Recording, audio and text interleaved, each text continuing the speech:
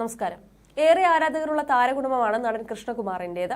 YouTube ചാനലിലൂടെ ഏവർക്കും പ്രിയങ്കരനായി മാറിയവരാണ് കൃഷ്ണകുമാറിന്റെ കുടുംബം. ഭാര്യ സിന്ധു കൃഷ്ണയും 4 മക്കളും തങ്ങളുടെ വിശേഷങ്ങൾ യൂട്യൂബ് ചാനലിലൂടെ പങ്കുവയ്ക്കാറുണ്ട്. നടൻ എന്നതിനൊപ്പം രാഷ്ട്രീയക്കാരൻ കൂടിയാണ് കൃഷ്ണകുമാർ. മലയാള സിനിമയിലും ടെലിവിഷൻ പരമ്പരകളിലുമൊക്കെ സജീവ സാന്നിധ്യമായിരുന്ന താരം കുറച്ചു കാലമായി അഭിനയത്തിൽ നിന്നും വിട്ടുനിൽക്കുകയാണ്. സജീവ രാഷ്ട്രീയ പ്രവർത്തനത്തിലേക്കും നടൻ എത്തിയിരുന്നു. എന്നാൽ ഇപ്പോൾ മക്കളുടെ പേരിലാണ് കൃഷ്ണകുമാർ വാർത്തകളിൽ നിറയാറുള്ളത്. കൃഷ്ണകുമാറിന്റെ പാത പിന്തുടർന്നാണ് മകൾ അഹാന കൃഷ്ണ സിനിമാ രംഗത്തേക്ക് എത്തുന്നത്. സിനിമയേക്കാൾ സോഷ്യൽ മീഡിയയാണ് അഹാനയ്ക്ക് പലപ്പോഴും ഗുണം ചെയ്തത്. യൂട്യൂബ് ചാനലിലൂടെ വലിയ ജനപ്രീതി നേടാൻ അഹാനയ്ക്ക് കഴിഞ്ഞു. ഇപ്പോഴത്തെ അഹാനയെ കുറിച്ച് സംസാരിക്കുകയാണ് കൃഷ്ണകുമാർ. മാതാപിതാക്കൾ മക്കളെ കുറ്റപ്പെടുത്തുന്നതിനെ കുറിച്ച് സംസാരിക്കവെയാണ് ഇദ്ദേഹം അഹാനയുടെ കാര്യം പരാമർശിച്ചത്. എല്ലാ മാതാപിതാക്കൾക്കും അവരുടെ മക്കളെക്കുറിച്ച് ധാരണയുണ്ടാകും. മാതാപിതാക്കൾ പുതിയ തലമുറ ശരിയല്ലെന്ന് പറയും. അങ്ങനെ പറയല്ലേ എന്ന് ഞാൻ പറയും. നിങ്ങളുടെ മക്കളെയും ചേർത്താണ് നിങ്ങൾ ഈ പറയുന്നതെന്ന് ചൂണ്ടിക്കാണിക്കുമ്പോൾ എന്റെ മക്കളെ നല്ല രീതിയിലാണ് വളർത്തുന്നതെന്ന് അവർ. എല്ലാവരും നല്ല രീതിയിലാണ് കുട്ടികളെ വളർത്തുന്നത്. ചില കുട്ടികൾ അബദ്ധത്തിൽ ചെന്നുപെടുന്നു. അതൊക്കെ തലയിലെഴുത്തിന്റെ പ്രശ്നമാണ്. പുതിയ തലമുറ വളരെ നല്ലതാണ്. അവർ മൊബൈലിലൂടെ ലോകം മുഴുവൻ കാണുന്നു.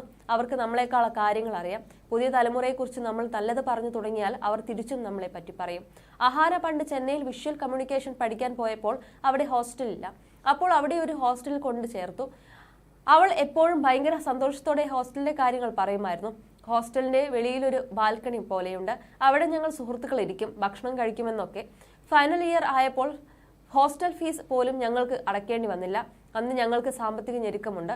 അമ്മു അവിടെ ചെറിയ ജോലിയായി ആടുകൾ ചെയ്യുമായിരുന്നു. വളരെ സന്തുഷ്ടമായ കോളേജ് ഹോസ്റ്റൽ ജീവിതം. പഠനം കഴിഞ്ഞ് അവളെ പിക്ക് ചെയ്ത് തിരുവനന്തപുരത്തേക്ക് വരാൻ ഞാൻ കാറുമായി ചെന്നു.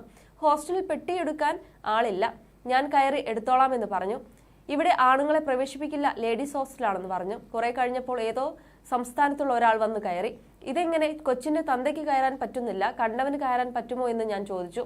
ഇവിടുത്തെ സ്റ്റാഫാണെന്ന് അവർ പറഞ്ഞു. സ്റ്റാഫ് ആയാലെന്താ, ആണല്ലേ എന്നും ഞാൻ. അതൊരു തർക്കത്തിലേക്ക് പോയി. ഞാൻ പോലീസിലേക്ക് വിളിച്ചപ്പോൾ ഇവർ കയറാൻ പറഞ്ഞു. അങ്ങനെ ഞങ്ങൾ എല്ലാവരും കൂടി അകത്ത് ചെന്നപ്പോഴാണ് ഞാൻ അന്തം വിട്ടത്. ചെറിയൊരു റൂം, അതിനകത്ത് ചെറിയ കട്ടിൽ. വീട്ടിൽ ഇത്രയും സൗകര്യങ്ങൾ ഉണ്ടായപ്പോൾ അവൾ ആ കട്ടിലാണ് 3 വർഷം കിടന്നത്. ഞാൻ ആലോചിച്ചു, നമ്മൾ പറഞ്ഞു കൊടുത്ത ചെറിയ മൂല്യങ്ങൾക്ക് മക്കൾക്ക് മനസ്സിലാവും. ഇതാണ് നമ്മുടെ വിജയം. മക്കൾ എവിടെ ചെന്നാലും ആ സാഹചര്യവുമായി പൊരുത്തപ്പെടും. അഹാനയെ ഇനി നോക്കുകയേ വേണ്ട, അവൾ അവളുടെ കാര്യം നോക്കിക്കോളുമെന്ന് അന്ന് ഞാൻ തീരുമാനിച്ചു. മക്കൾക്ക് സാഹചര്യവുമായി പൊരുത്തപ്പെടാനുള്ള കഴിവുണ്ടെന്നും കൃഷ്ണകുമാർ ചൂണ്ടിക്കാട്ടി.